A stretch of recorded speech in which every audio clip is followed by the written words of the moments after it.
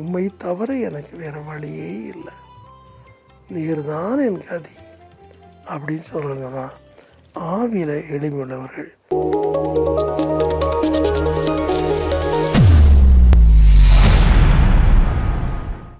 ஸ்தோத்திரம், praise the Lord. பிள்ளைகளா நல்லா இருக்கீங்களா?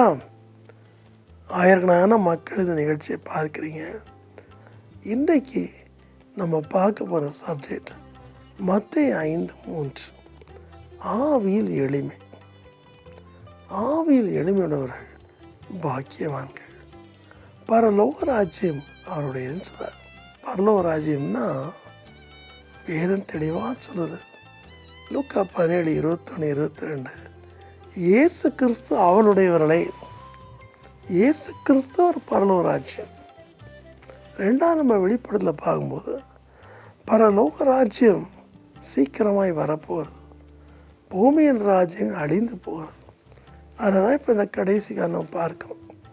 நம்மளை யாரும் எச்சரிக்கை தேவையில்லை. கிறிஸ்தவங்க எல்லாருக்குமே தெரியுது கடைசி காலம். கிறிஸ்தவர் எல்லாருக்கும் தெரியும் பூமி அழிய போகுதுன்னு சொல்லிட்டு. எப்போ அழியும், எந்த நிமிஷம் அழியும் நமக்கு தெரியாது.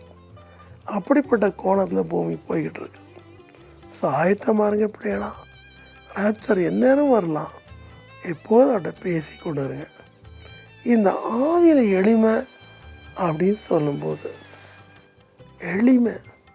எளிமைன்னு சொல்லும்போது நீங்கள் அணிந்திருக்கிற ஆடைகளை பொறுத்து இல்லை. நீங்கள் கோட் போட்டிருக்கலாம், டை போட்டிருக்கலாம், உங்களுடைய ஸ்தானத்துக்கு ஏற்றபடி அல்லது உங்களுக்கு ஏற்றபடி நீங்கள் வஸ்திரம் அணிவிக்கலாம், பிரச்சனை இல்லை. ஸோ வெளிப்படையை பார்த்து இவன் ரொம்ப எளிமையானவன் அப்படின்னு சொல்ல முடியாது.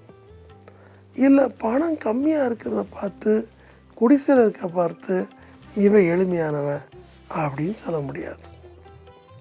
ஒரு நல்ல உதாரணத்தை இயேசுப்பா சொல்கிறார். எங்கே சொல்கிறாரு? லூக்கா 18 படித்து பாருங்கள். அதில் 11 படித்து பாருங்கள். தேவாலயத்துக்கு 2 பேர் போகிறாங்க. ஒருத்தன் பாவி ஆயக்காரன், இன்னொருத்தன் வேத பிரமாணத்தை கற்று தேர்ந்தவன், ஆலயத்தில் முக்கியமான ஒரு ஆசாரியன். ஸோ ஆசாரியன் என்ன செய்கிறான்? பரிசேயன். அவன் என்ன செய்கிறான்? ஆண்டவருக்கு முன்னாடி ஒப்புவிக்கிறான். அப்படியே மனப்பாடம் ஒப்புவிக்கிறான். நான் அப்படி பண்ணேன், இப்படி பண்ணேன், நான் உபவாசம் இருந்தேன், நான் பாழோடு சேரல, தசம்பாவனை பண்ணேன் எல்லாம் சொல்கிறான். ஆனால் அந்த ஆலயத்துக்கு வெளியே தூரத்தில் நின்று இந்த ஆயக்காரன், தேவனை பாவியாக என் மேல் கிருபையார். அதுதாங்க எளிமை, அதுதான் எளிமை. ஸோ கர்த்தர் சொல்கிறாரு ஏசாயா 87:15, ஆவியில் நொறுங்குண்டு இந்த ஆத்மாவிடத்தில் உன்னதமான தேவன், நித்திய வாசிய தேவன் வாசம் பண்ணுகிறார். சங்கீதம் 51:17, நொறுங்குண்டதும் நறுங்குண்டதுமான ஆத்மாவை நீர் விரும்புகிறீர், பலி அல்ல. ஸோ அருமையான தேவ ஜனமே, உங்களுக்குள்ள இப்படிப்பட்ட தாழ்மை இருக்குதா? யாக்கோபு 4:6 பாருங்கள்.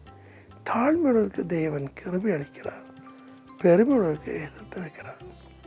நான் இயேசுப்பா சமூகத்துக்கு வரும்போது எப்போதுமே ஒன்று சொல்வேன், இயேசுவை நீர் 10 லட்சம் மைல் தூரத்தில் இருந்தால் கூட, நான் 10 லட்சம் மைலுக்கு இங்கிட்டு இருந்தால் கூட, நீர் தாண்டி போன அந்த மண்ணை கூட நான் நக்குவதற்கு லாய்க்கற்றவன் அப்படின்னு சொல்லுவேன்.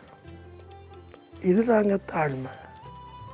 நான் அவட்ட நான் ஊழியக்காரன், நான் பாஸ்டரு, நான் ரட்சிக்கப்பட்டவன், இவ்வளோ பெரிய கூட்டம் வந்துச்சு, அதை வந்துச்சு, இதை அதெல்லாம் சொல்ல மாட்டேன். ஒன்றுமே சொல்ல மாட்டேன். தேவனை உம்மை தவிர எனக்கு வேறு வழியே இல்லை, நீர் தான் என் கதி அப்படின்னு சொல்கிறவங்க தான் ஆவியில் எளிமையுள்ளவர்கள் என்று வேதம் சொல்லுது. ஸோ இன்றைக்கு நம்முடைய வாழ்க்கையில் அந்த எளிமை இருக்கா? தாவீது சொல்கிறான், நானும் சிறுமையும் எளிமையுமானவன், தேவரீரோ என் மேல் நினைவாயிருக்கிறேன். ஒரு குறிப்பிட்ட ஸ்தாபனத்தில் நிறைய பேர் வேலை செய்கிறாங்க. வெவ்வேறு விதமான வேலைகள் செய்கிறாங்க. அப்போ இந்த ஸ்தாபனத்தில் புதுசாக ஒரு பெண் பிள்ளை சேர்ந்துச்சு. இந்த பிள்ளையை பார்த்து அந்த சுப்பீரியர்ஸு, அவருக்கு மேலே இருக்கிறவங்க, மற்றுமான வார்டன்ஸ், இவங்கெல்லாம் அந்த பிள்ளையை ரொம்ப மட்டமாக நினைப்பாங்க. பாத்ரூம் கழுவுறது, தீடு துணி துவைக்கிறது, இந்த மாதிரி நிறைய காரியங்களை செய்ய சொல்லுவாங்க. அந்த பிள்ளையும் பொறுமையாக செய்யும். அந்த பிள்ளை எல்லாராலும் அற்பமாக நினைக்கப்பட்டான். அதே மாதிரி ஆலயத்துக்கு வந்தால் கூட அந்த பிள்ளை யாருமே ஆலயத்துக்குள்ளே விட மாட்டாங்க. ஆலயத்துக்கு வெளியே தள்ளி ஒரு வேப்பமர ஓரத்தில் நின்றுருப்பான். அவள் வர்றதும் தெரியாது, போகிறதும் தெரியாது. முழந்தாளே நிற்பான், தலை கவ்வி அப்படி நிற்பான். அவளுடைய சரீரத்தில் ஒரு பெரிய ஒரு கட்டி இருந்துச்சு. இருந்தால் கூட சமாளிச்சிருந்தான். திருமணமாகாத ஒரு பிள்ளை, பலவித கேள்விகளுக்கு உட்படுத்தப்பட்டான். இப்படி இருக்கும்போது ஒரு நாள் திடீர்னு ஆலயத்தில் ஒரு பெரிய கமோஷன். எல்லாரும் ஆச்சரியமாக பிரசங்கியார் பிரசங்கம் பண்ணிகிட்டு இருக்கார் ரெவரண்டு. ஆனால் எல்லா மக்களும் திரும்பி பார்க்குறாங்க. என்னன்னா, அந்த வேப்ப மரம் பக்கம் ஒரு பலத்த தூதன் உருவன பட்டயத்தோடு வந்து அந்த எளிமையான அந்த விடோன்னு சொல்லாமே அந்த பிள்ளையின் அறையில் இருக்கிறார். அந்த பிள்ளையை கைப்பிடித்து கூட்டிகிட்டு போய் ஃபஸ்ட்டு ரோவில் உட்கார வைக்கிறார். ஃபஸ்ட்டு ரோவில் உட்கார வைக்கும்போது என்ன நடந்துச்சு? அந்த வாசலை கிடக்கும்போது 10 வருஷமாக பட்ட அந்த கட்டி, பெரிய கட்டி தானே கீழே விழுந்துச்சு. அவளுடைய முகம் ஜொலித்தது. அவள் பேசலை, ஆனால் பிரகாசமாக இருந்தா. அப்படியே வெளிச்சமாக இருந்த பிள்ளை ஜீவன் போயிட்டு. அப்புறம்தான் எல்லாரும் யோசிச்சு பார்த்தாங்க, ஐயோ இந்த பிள்ளை இவ்வளோ அற்பமாக நினச்சோமே, நம்ம எவ்வளோ பெரிய தவறு பண்ணிட்டோம்.